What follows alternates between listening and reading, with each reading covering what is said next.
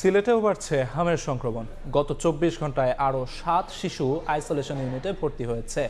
বর্তমানে নগরীর শহীদ শামসুদ্দিন হাসপাতালে ভর্তি আছেন ২৯ জন রোগী। আরও তথ্য জানাতে সেখানে আছেন সহকর্মী অপু বণিক। সরাসরি চলে যাচ্ছি তার কাছে।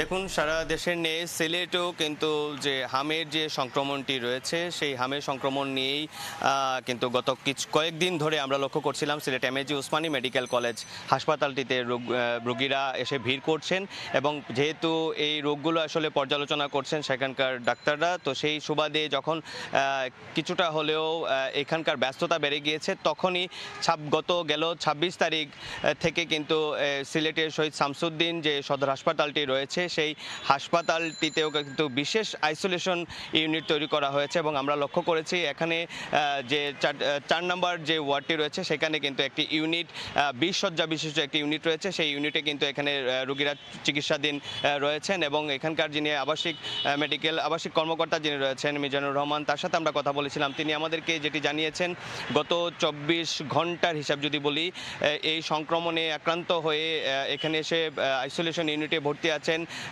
প্রায় ১৩ জন রোগী এখানে এসে ভর্তি হয়েছেন গত ২৪ ঘন্টার হিসেবে যদি বলি। এবং গত ২৬ তারিখ থেকে আজ অবধি পর্যন্ত যারা আক্রান্ত হয়ে এসেছেন প্রায় ৫৪ জন রোগী এখানে আক্রান্ত হয়ে এসে ভর্তি হয়েছেন এবং তাদের বিভিন্ন ধাপে কিন্তু এখানে নিবিড় পর্যবেক্ষণে রাখা হয়েছে এবং এর মধ্য থেকে প্রায় ২২ জন রোগী এখান থেকে ফিরে গিয়েছেন সুস্থ হয়ে। তো যেমনটি বলছিলেন, যেহেতু সিলেটে এই সংক্রমণের যে কোনো ধরনের ল্যাব এখনও কিন্তু সিলেটে নাই, সারা বাংলাদেশে একটি ল্যাব রয়েছে। তো ওই একটি ল্যাবের রিপোর্টটি পাঠানোর পরে প্রায় রিপোর্টটি আসতে ৪ দিন সময় লাগছে। তো সব মিলিয়ে যদি বলি, এখানে সিলেট শহীদ শামসুদ্দিনের সর্বশেষ পরিস্থিতি এখন ডাক্তারের অনুযায়ী যে গত ২৪ ঘন্টা যেটি বলেছেন স্থিতিশীল রয়েছে, তবে সংক্রমণের হার বাড়ছে, তবে তারা মেডিকেল কর্তৃপক্ষ থেকে সব ধরনের সতর্ক অবস্থান রয়েছে। তো এই ছিল সিলেট শহীদ শামসুদ্দিন হাসপাতাল থেকে হামের সংক্রমণের সর্বশেষ খবরাখবর।